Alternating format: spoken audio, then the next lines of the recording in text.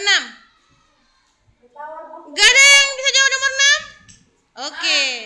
Nomor 6. Coba. Salah nggak masalah. Yang penting mau mencoba dulu.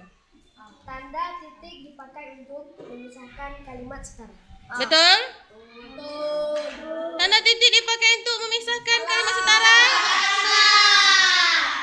No, ada yang lebih tepat. Siapa yang bisa jawab? Misalkan angka jam. Iya, memisahkan apa?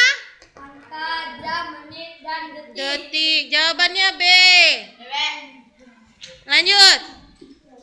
Nomor 7. Siapa yang mau? Yang perempuan. Nah. Kenapa kamu tidak sekolah? Tanda baca yang tepat untuk bagian akhir kalimat tersebut adalah B. Tanda tanya. Betul tanda tanya jawabannya?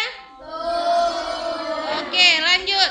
Nomor 8. Siapa yang mau nomor 8? Nih. Penulisan waktu yang benar adalah A. 11.30. Ah, 11.30 waktu? Salah, kurang tepat. Siapa yang bisa?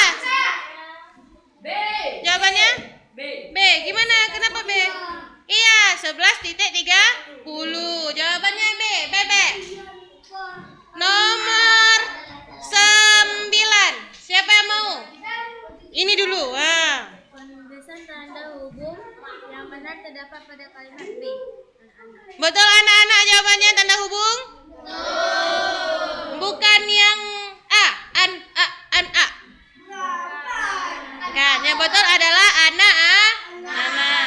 Lanjut halaman selanjutnya nomor 10. Siapa yang mau nomor 10? Ini dia. Coba dibaca, Bang Handsome. Bersihkan kamar itu sekarang juga. Titik. Tanda baca yang tepat untuk bagian akhir kalimat adalah B. Tanda seru. Betul tanda seru jawabannya?